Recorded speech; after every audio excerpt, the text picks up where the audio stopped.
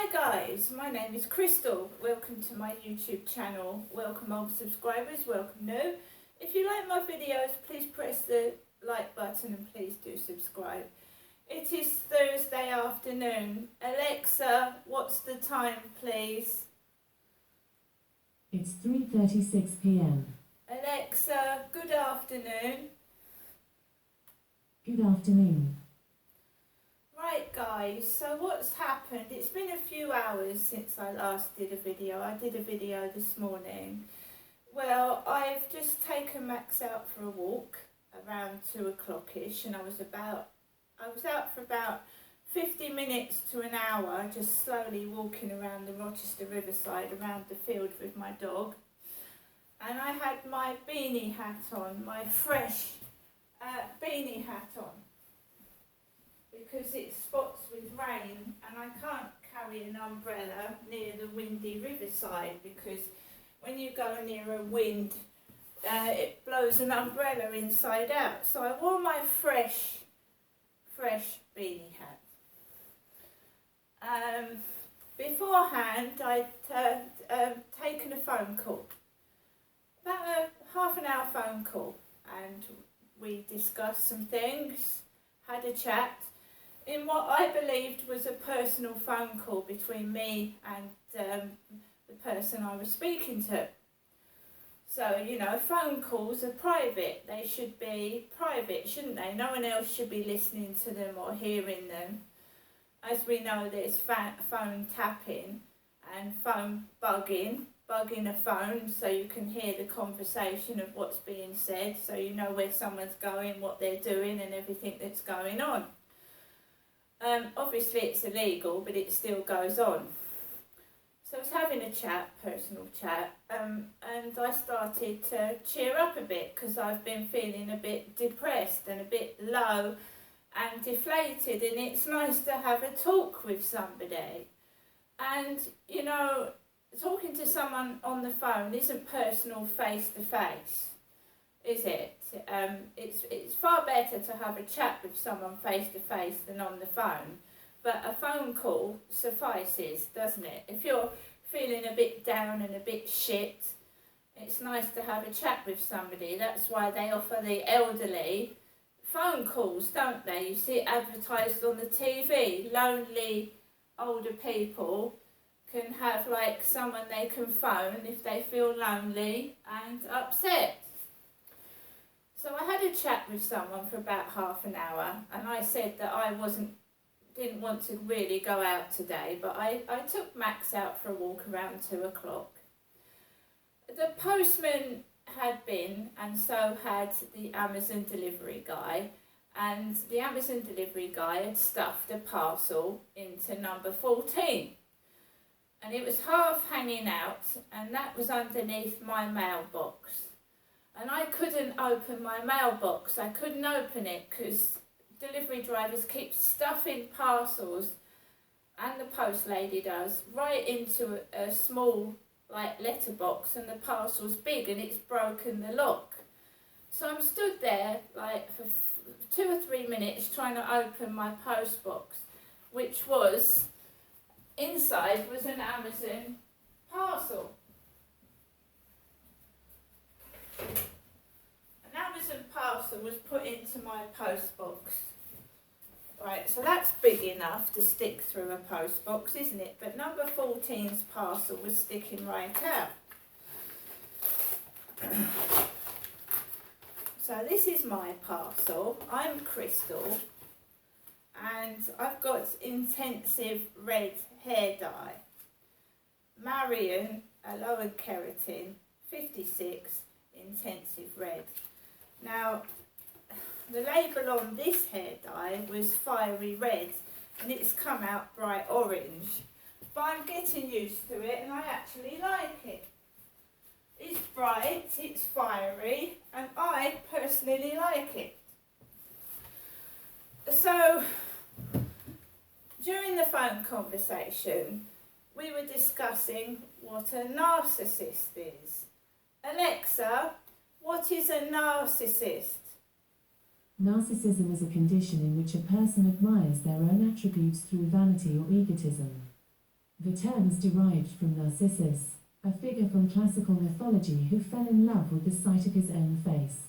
So Narcissus fell in love with himself. He fell in love with his reflection. He fell in love with himself. So that's where it comes from, narcissism, a narcissist. You love yourself. Now, I can't be called a narcissist because I certainly haven't fallen in love with myself. I find it hard to look at myself in a mirror, and I am certainly not that. I care about other people. I love to share when I'm able to. So I am not a narcissist. I don't look in the mirror and say, oh my God, I look fantastic. I don't do that. So you can't classify me as a narcissist. Not by a long shot. Right. So I filled in an e-consult form, and Maritime Health has just texted me, Crystal. Dear Miss Marshall, the following can provide mental health support. The Mental Health Crisis Team, which helped my mother years ago, they helped Jennifer. Samaritans, Joe at the Samaritans, and livewellkent.org in your area Medway, and Talking Therapies. You can also call 111 option 2 or 999 for urgent mental health support. And I'll tell you why that's funny, because I've just been into the co-op. On the way up to the co-op, I was walking behind a man with shorts, and he's usually got 2 dogs, and he wears shorts in all weathers. He's got grey hair and glasses. I was walking behind him because I wanted to go to the cash point to check my bank balance, here in Rochester Riverside.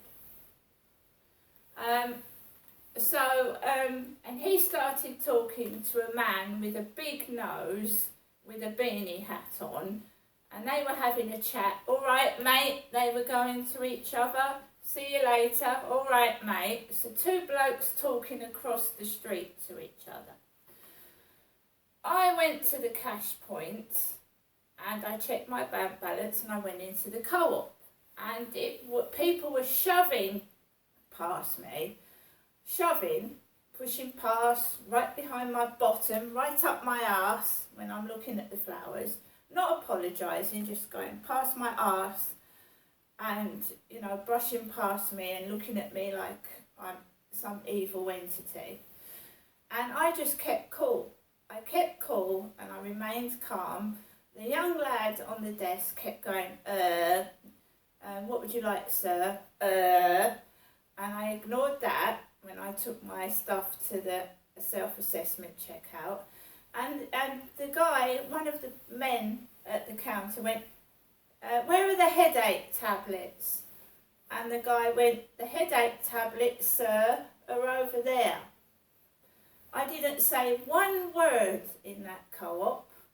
I didn't seek attention, look for attention, and I didn't say one word.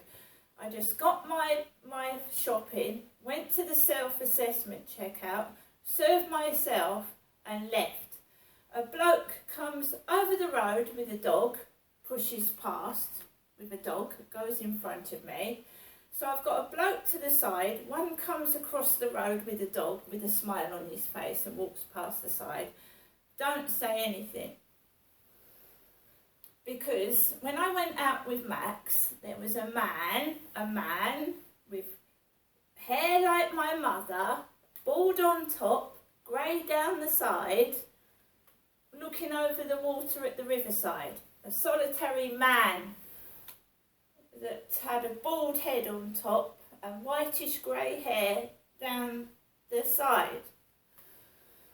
I walked past him with Max. There was builders everywhere. One sat on a bench. There was 2 girls sat on a bench opposite the co-op. And I just kept calm. I walked around, went onto the field, took Max all the way around the field, and I had a nice time taking some photographs with me in my fresh beanie hat. My mum doesn't wear beanie hats. My mum's nearly 80 and she doesn't wear beanie hats. She doesn't. She doesn't wear glasses. Me, I'm short-sighted. My mum doesn't wear glasses. So when I go out, I've got a beanie hat on and black glasses round the edges. And I had my army coat on, which is here. And, you know, so they're at it again, trying to make out I'm Jennifer. Because my mum in the past has been diagnosed with schizophrenia. My mum Jennifer herself doesn't have any workers anymore. My mum Jennifer was diagnosed with schizophrenia in 1975 after she gave birth to my sister, and she was treated by the crisis team, the mental health team at All Saints Hospital, which isn't there anymore in Chatham, it's gone.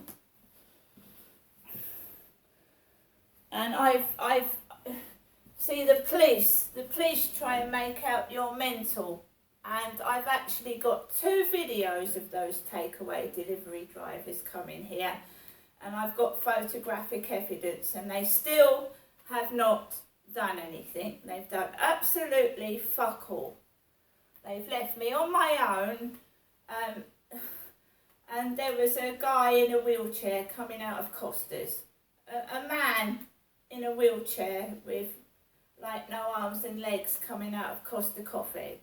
So it's all being treated like some kind of joke, some Little Britain show where it's funny. It's not funny when you're in your flat and you've got 13 or 14 men.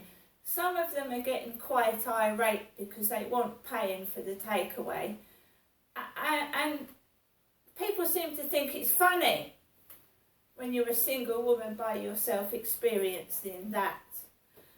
This morning I went downstairs to the bin and I had a bag of rubbish, and there was a man in the bin store. He said he was from Hyde Housing, because I'd texted Hyde Housing about wanting to move out of this place. So there was a man in the bin store from Hyde Housing, and there was an awful smell of strong glue, enough to make you high as a kite. So I went to put my rubbish into the bin store, and the guy said, "Oh, sorry to make you jump. I'm from Hyde Housing and I'm fixing the door." So I put my rubbish in the bin this morning and left the man to it. There was one man in the bin store by himself, and there was just me. Put the rubbish in the bin, and I had Max with me.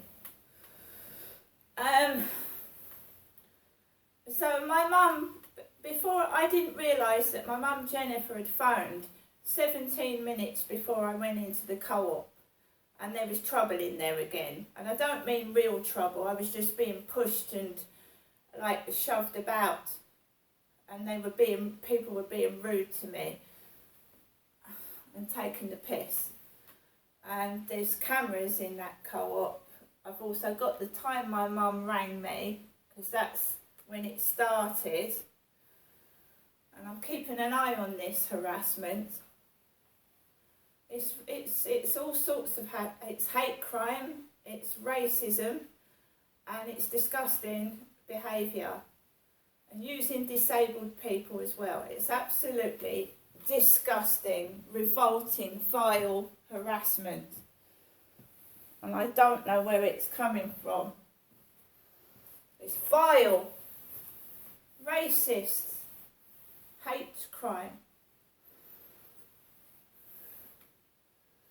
And they're getting away with it because the police aren't backing me up, and my doctor's mucking around with mental health messages. I'll show you.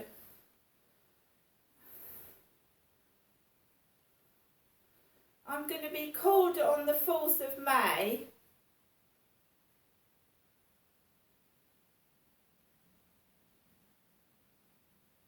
No, I've got an appointment on the 4th of May at St Mary's Medical Centre, Strood. 4th of May. But in the meantime, I've been given these, the 4th of May. Alexa, what's the date today? Alexa, what's the date today? It's Thursday the 6th of April. So, they've given me a face-to-face appointment nearly a month after I've sent them a message, right? But in the meantime, they've given me the mental health crisis team's number, the Samaritans, Joe at the Samaritans, and Medway Talking Therapies. Or they've told me to call 999 for urgent mental health support. Well, no wonder people end up dying. That's all I can say. It's disgusting. I'm a strong person and I've been through this before. I've been through worse than this. I've been alone and homeless, pregnant, crying my eyes out on church doorsteps and the church door was closed. I've been through worse than this, so they're not going to get me through this. And remember that it's King Charles III's coronation on the 6th of May. And they've given me an appointment on the 4th of May. And it's my mother Jennifer's birthday on the 14th of May when she's 77. My father Derek died when he was 75. He didn't make it to 77. It's just disgusting how people are. But they wouldn't have it done to their own family members, but they think it's funny when it happens to me. Well, I'm glad they do. I'm glad they find something funny. Now I'm going to show you what I got from the co-op.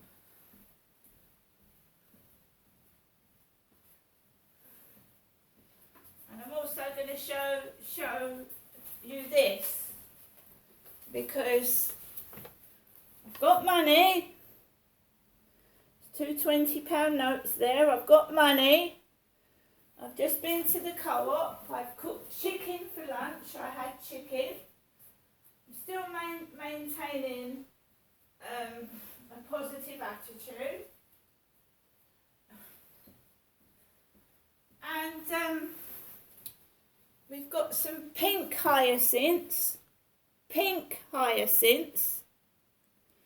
From the Rochester Riverside Co-op, just up Corey's Road, because Alexa, where am I located? You're at 7 Corey's Road, Flat 5, Biggs Apartments in Rochester, Kent. Trying to make out I'm my mother again.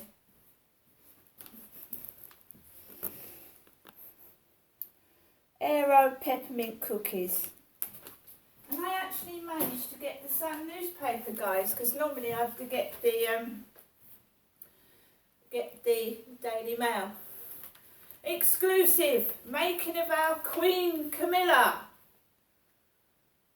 If the Queen were alive to see what was going on right now, how the rest of the royal family are acting, and what they're saying after she's passed on.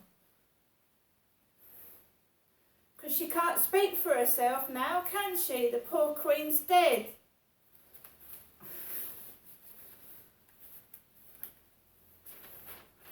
So if we go to pages 12 and 13, Queen Camilla, that's our new Queen. Queen Camilla. Well, she will be when Charles's coronation takes place. Queen Camilla.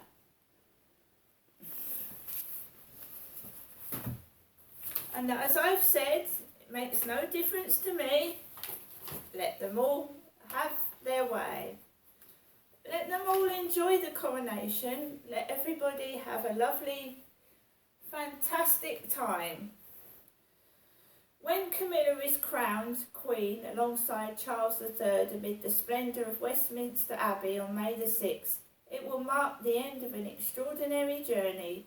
Over 5 decades she has gone from being his mistress to his wife and then Queen Consort. Now the ornate coronation invitation makes it clear she will officially be titled Queen Camilla. And that is all that Camilla's ever wanted. And she's got her wish come true. And you know what? As I said in previous videos, do you know Diana would have wished Camilla the best of luck. And so do I.